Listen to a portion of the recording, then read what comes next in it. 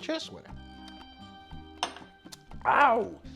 Ladies and gentlemen, how you guys are doing today? My name is Gustavo Rojas, your personal bartender, and this is Hey Bartender after a very long break.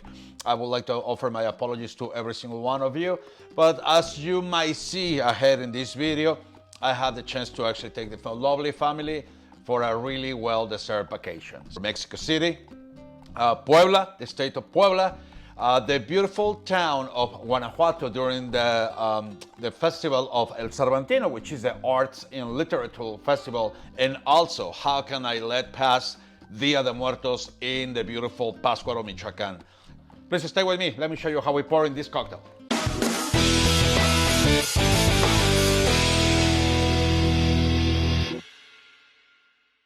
All right, well, yeah, like I said, thank you so much for staying. Thank you so much for keep watching and for your support.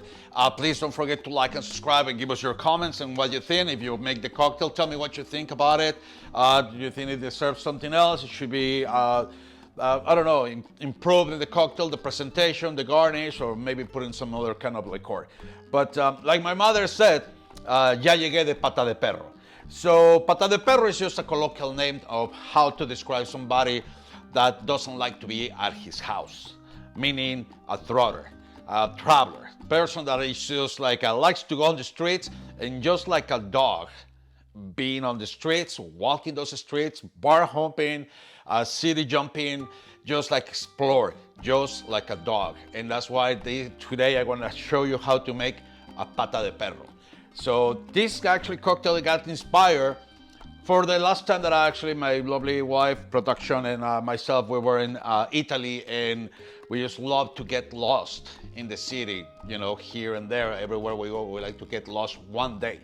And obviously, in the cities, in the streets of Mexico, I had the chance to get lost also. And one of the things that we want to do is actually get lost in the cities of France. So that is the inspiration for these cocktails, and I hope you guys will love it.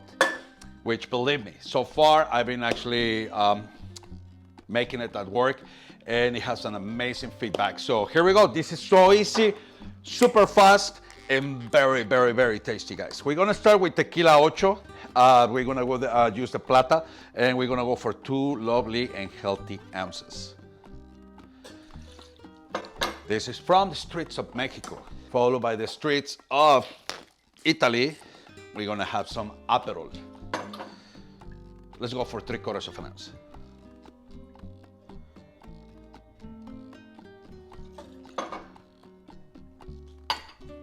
And now from the future, hopefully next year, streets of France. This is the Giffard Pamplemousse Liqueur, or any grapefruit liqueurs that you guys can put your hands on. 3/4 of an ounce as well. Fresh lime juice, you're gonna go for 1/2 of an ounce. And let's get some ice. Ice. Let's give it a really good shake.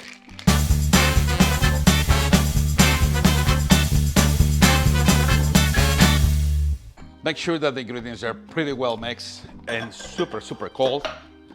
And one of the nice things about this cocktail is you don't need to add any other kind of sweet. You don't need agave, you don't need simple syrup.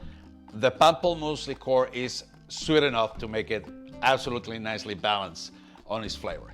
Now what we're gonna need is gonna be a nice fancy, well, a chalice glass, or if you don't have one at hand, you can totally use a martini glass. So let's get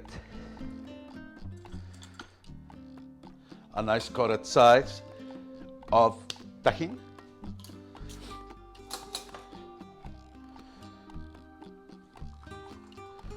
So strain the guy.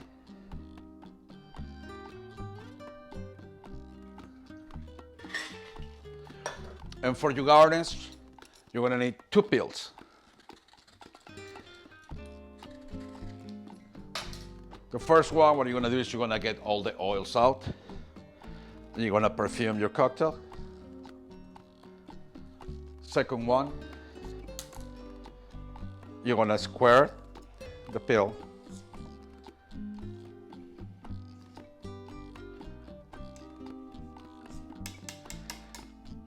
And we're gonna make